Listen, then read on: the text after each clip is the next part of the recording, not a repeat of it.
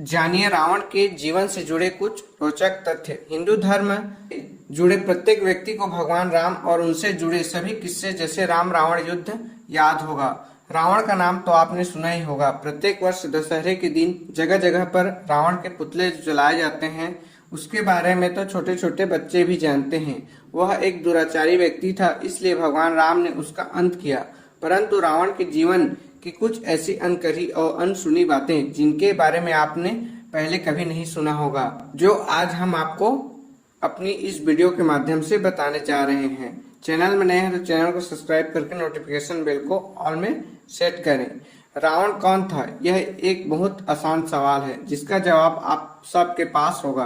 रावण लंका का राजा था, परंतु रावण कौन था इसका जवाब केवल एक वाक्य में नहीं दिया जा सकता, क्योंकि रावण का ज्ञान एक अथाह भंडार था और उसके सामने विद्वान पंडित इस पूरे विश्व में न पहले कभी हुआ और न कभी आगे होगा। आप सोच रहे होंगे कि यदि वह पंडित था तो भगवान राम ने उसका वध क्यों किया? इसके बारे में हम आगे और चर्चा करेंगे। दरअसल रावण एक बहुत बड़ा विद्वान, राजनीतिज्ञ, सेनापति, वास्तुकला का ज्ञाता और साथ ही बहुत सारे ज्ञान विज्ञान से जुड़े ग्रंथों का ज्ञाता था। अपनी सिद्धि और तपोबल के जरिए उसने अपने जीवन में बहुत सारी मायावी शक्ति अर्जित कर ली थी, जिसकी वजह से उसे इंद्रजाल, तंत्र मंत्र, सम्मोहन और न जाने कितने प्रकार के जादू करने के लिए वह विख्यात था। यदि बात की जाए रावण के परिवार के, तो रावण भगवान ब्रह्मा जी के वंशजों में से एक है। ब्रह्मा जी के कई सारे पुत्र थे, जिनमें से उनके 10वें पुत्र का नाम प्रजापति पुलस्त्य था। रावण के पिता ऋषि वृषवाह एक महान ज्ञानी पंडित थे, जो सदैव धर्म के रास्ते पर चलते थे। ब्रह्मा के वंशज होने के कारण रावण भगवान ब्रह्मा जी के परपोते और मुनि विश्वाहा अपने जीवन काल में 2 विवाह किए थे।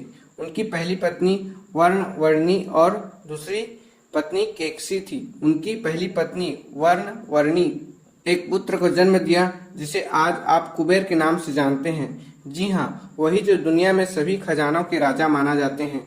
और उनकी दूसरी पत्नी केकसी ने अशुभ समय पर गर्भ धारण करके कुंभकर्ण, शूर्पणखा और रावण जैसे क्रूर राक्षसों को जन्म दिया।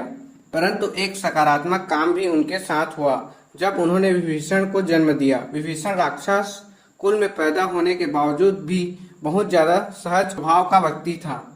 वैसे तो रावण के महल में रानी में हजारों रानियां थी, परंतु उनका सबसे पहला विवाह दिति के पुत्र में, जिनकी कन्या का नाम मंदोदरी का हुआ था, हेमा नामक एक अप्सरा के गर्भ से हुआ था। पौराणिक इतिहास में यह बताया जाता है कि मंदोदरी राजस्थान के जोधपुर के पास के ही एक क्षेत्र नाम मंडोर है, वहां की रहने वाली थी। उनका विवाह रावण के साथ हुआ था, जिसके बाद उन्होंने कई सारे पुत्र को जन्म दिए, जिनमें मुख्य इंद्रजीत, मदोहर, प्रहस्त, विरूपाक्ष और भीखमवीर थे। इनके अलावा रावण की बहन शूर्पणखा का विवाह भीम रावण ने कराया था। शूर्पणखा के पति का नाम दानव राज विदु था, जो दानव राज का कलकला के पुत्र था।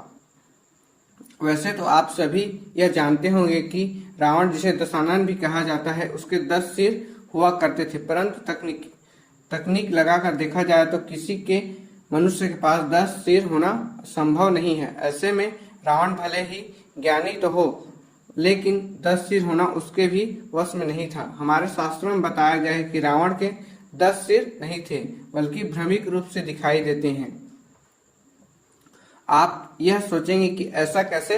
चलिए बताते हैं। दरअसल रावण अपने गले में एक नवरत्नों से बनी सुंदर माला पहनता था, जिसमें नवरत्न के बड़े बड़े मोती लगे हुए थे। उनकी चमक इतनी ज्यादा तीव्र थी कि प्रत्येक हीरे में रावण का एक अलग सिर दिखाई देता था, जिसे देखने पर लगता था कि रावण का एक प्रत्यक्ष सिर और 9 अप्रत्यक्ष सिर साथ में नजर आते थे, जिनके चलते रावण को खुद को दशानन कहलवाना बेहद पसंद करता था और उनके 10 सिरों का भय तीनों लोक में छाया हुआ था। ऐसा भी कहा जाता है कि रावण एक मायावी व्यक्ति था, जिसके चलते वह अपने एक सिर के कट जाने पर दूसरा स्वतः ही प्रकट कर लिया करता था।